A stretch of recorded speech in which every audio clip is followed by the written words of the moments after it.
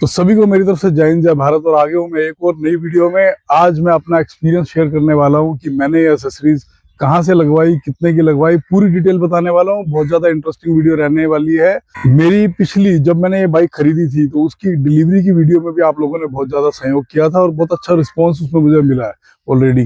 तो चलिए एक एक चीज को हम कैप्चर करेंगे। एक बात ख्याल रखिएगा, ये किसी दुकान वाले ने वीडियो नहीं बनाई है, अपना पर्सनल एक्सपीरियंस यहाँ शेयर करने वाला हूँ। तो जब कोई दुकान वाला, कोई शॉप वाला एक वीडियो बनाता है एसेसरीज की, तो उसमें फर्क होता है क्योंकि वो कहीं ना कहीं अपने एसेसरीज की तारीफ ही करेगा। यहाँ मैं एसेसरीज की बुराई भी करने वाला हूँ, जिससे आपको पता लगेगा कि ये एसेसरीज लगवाने का कोई फायदा नहीं है और इसमें पैसे का भी नुकसान है। ये वीडियो पूरी तरीके से एसेसरीज के बेसिस पे मैं बना रहा हूँ।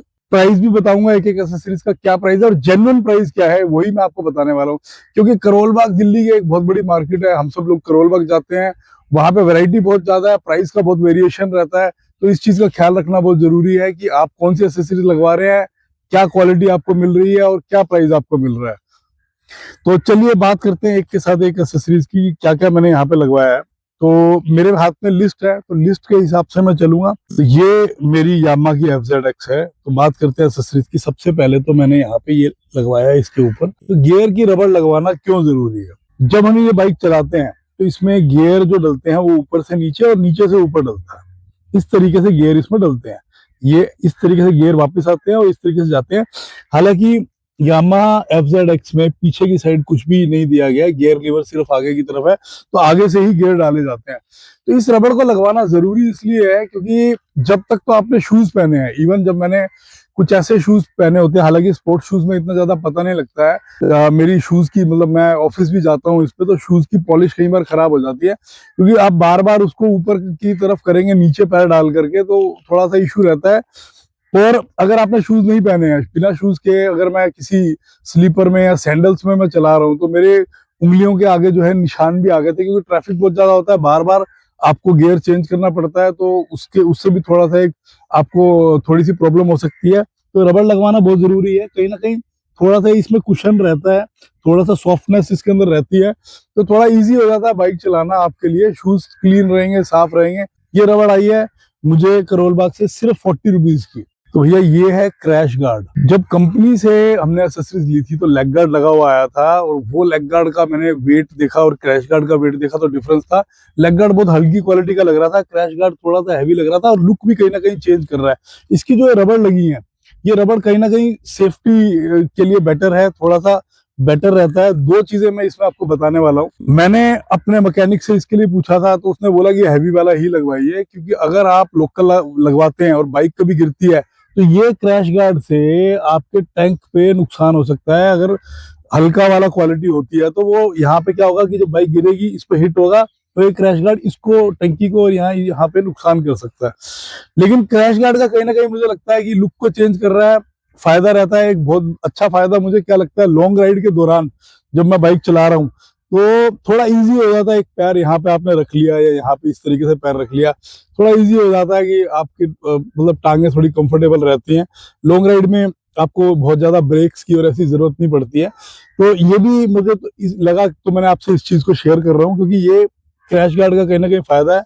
और कहीं ना कहीं सेफ्टी ज्यादा बेटर रहती है। अगर मैं आप देखूं, लेग गार्ड जो है वो इतना स्पेस कवर नहीं करता, इसके अंदर ये पूरा का पूरा कवर कर रहा है, टंकी को भी आगे से पीछे से। तो सभी एसेसरीज जब हम लेते हैं तो मार्केट सर्च करना पड़ता है, और इस क्रैश गार्ड के लिए भी मैंने एक मार्केट में सर्च किया। 800 रुपए से लेके 2000 रुपए के बीच की वैल्यू के अलग अलग ये क्रैश गार्ड मिल रहे थे।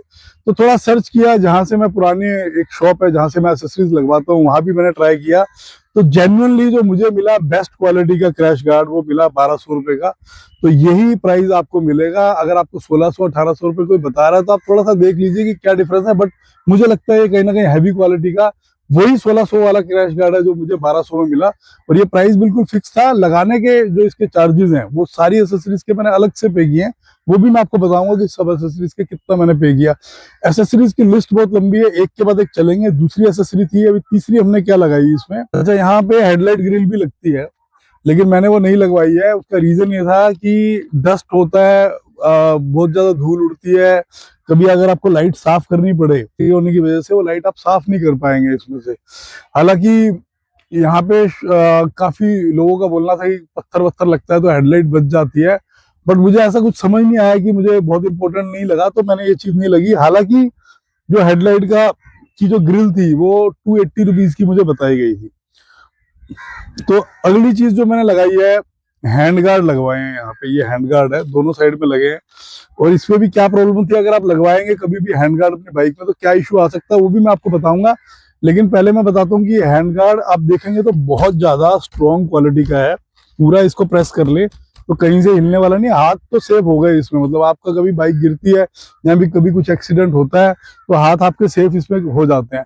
लेकिन इसमें क्या नुकसान है, जब आप लगवाएं तो उस चीज को जरूर चेक करें। एक बार यहाँ पे मैं आपको दिखा देता हूँ। अगर आप पास से देखेंगे, नजदीक से देखेंगे, तो ये जो चीज है ये कहीं ना कहीं इसके साथ टच हो रही थी और उसकी आवाज आ रही थी बाद में। तो मैंने थोड़ा सा उसे करवा दिया, लेकिन प्रॉपर हुआ नहीं।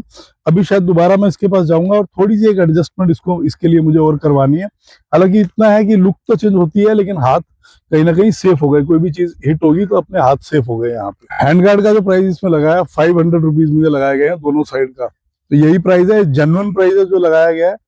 इसके बाद हम बात करें करियर की, तो ये करियर लगा है, ये भी लुक को चेंज करता है। लेकिन सबसे बेटर है कि प्रैक्टिकली हम देखें, अगर कोई सामान लेके जाना हो तो वो लेके जा सकते हैं। और कोई जो पीछे बैठ रहा है तो कहीं ना कहीं इसे पकड़ के बैठ सकता है। हालांकि पुरानी ग्रिल में भी, जो पुरानी कंपनी से लगी आई थी, उसमें भी पकड़ने की जगह थी और उसकी क्वालिटी इससे बहुत ज्यादा बेटर थी। लेकिन ये कहीं ना कहीं लुक चेंज कर रहा है।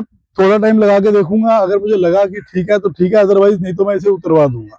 हालांकि अभी तक तो मुझे यूजफुल ही लग रहा है कहीं ना कहीं इसको लगाने के बाद। तो अभी तक तो मैं इसे लगा के यूज कर ही रहा हूँ। और इसका प्राइस जो मुझे पड़ा है कैरियर का 1150 रुपए। के बाद जो सबसे इम्पोर्टेंट पॉइंट है, साइड में आप फोटो देखिए, मैं एक फोटो डाल रहा हूँ। ये कंपनी ने लगा के दिया है, बट मुझे इसका कोई यूज समझ नहीं आया कि भाई ये क्यों लगा के दिया है।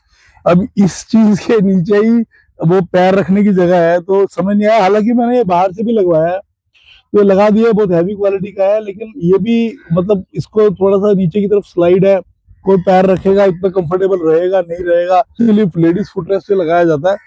बट कुछ समझ नहीं आया, कोई लॉजिक समझ नहीं आया कि लेडीज फुटरेस्ट लगाया जाता है वो पीछे होता है, और कंपनी वाला तो आपने फोटो में देख ही लिया कि वो किस तरीके से लगाया गया है। दोनों ही साइड पे लगाया जाता है, इस साइड में भी लगाया जाता है और इस साइड में भी। हालांकि मैंने एक ही तरफ लगाया है, क्योंकि कोई लेडी अगर पीछे बैठती है तो यहाँ पे वो पैर रख के बैठ सकती है। लेकिन उतना कंफर्टेबल शायद ये रहेगा या नहीं रहेगा। तो ये लगा है 250 रुपीज का मोबाइल होल्डर। ये तो जनरली आपको कहीं से भी मिल जाता है। वैसे ये किसी भी आप शॉप पे जाएंगे 250 रुपीज के आसपास लगता है। और ये मुझे जो लगाया गया है वो 180 रुपीज का मतलब मुझे दिया गया है। बाकी लगाने के कॉस्ट कुछ अलग रही होगी, वो मैं आपसे शेयर करूंगा। तो अगली एक्सेसरी की तरफ बढ़ते हैं, वो है थाई पैड। ये लगाना बहुत जरूरी है थाई पैड, क्योंकि कहीं ना कहीं हमारी थाई इसके साथ टच होती रहती हैं और स्क्रैचेस आने के चांस होते हैं। बट थाई पैड लगाने से कहीं ना कहीं सेफ्टी थोड़ी ज्यादा रहती है। तो दोनों साइड का थाई पैड लगाया गया है 200 रुपीज में। 200 रुपीज में थाई पैड की कॉस्ट है। इसी के साथ मैंने लगवाई डिक्की।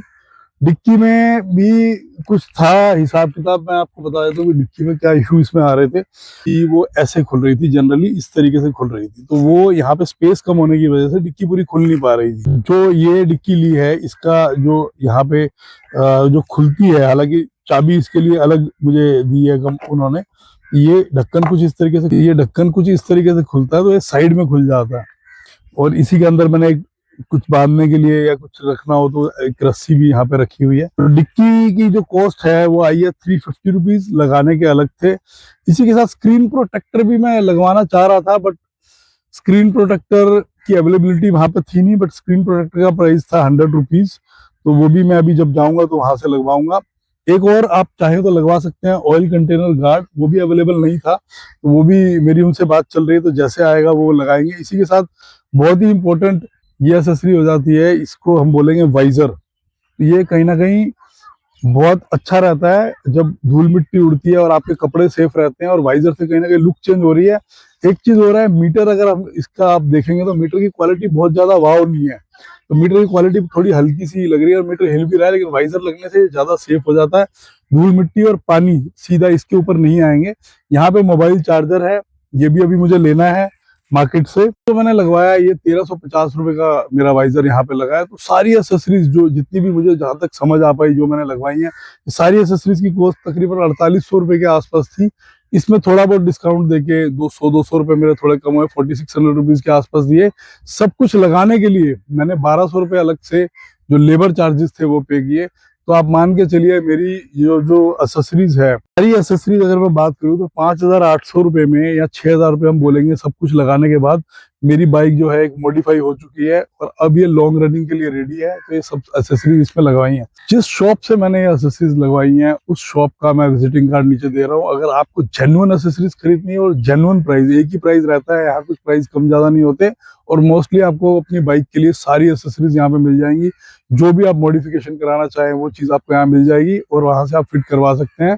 तो यहाँ पे आप विजिट कर सकते हैं। और इसी के साथ में ये पूरा एक डिटेल थी जो मैंने एसेसरीज इसमें लगवाई। आप चाहें तो कोई भी बाइक हो आपके ऊपर, ये सारी एसेसरीज आप उसमें भी फिट करवा सकते हैं सेफ्टी पॉइंट ऑफ व्यू से। और कहीं ना कहीं ये एसेसरीज बेनिफिट इसका होता ही है लगवाने का, और बाइक की लुक भी एनहांस होती है। तो इसी के साथ वीडियो देखने के लिए बहुत बहुत धन्यवाद। वीडियो को बहुत ज्यादा लंबा ना खींचने की मेरी कोशिश थी। बेझिझक आप कमेंट, कोशिश करूंगा कि आपके सभी कमेंट का जवाब देने की। इसमें बताइए मुझे और कैसे वीडियोस आप देखना चाहते हैं, क्या चाहते हैं, और तो उसी तरीके की वीडियोस मैं आपके सामने लेकर के आऊंगा।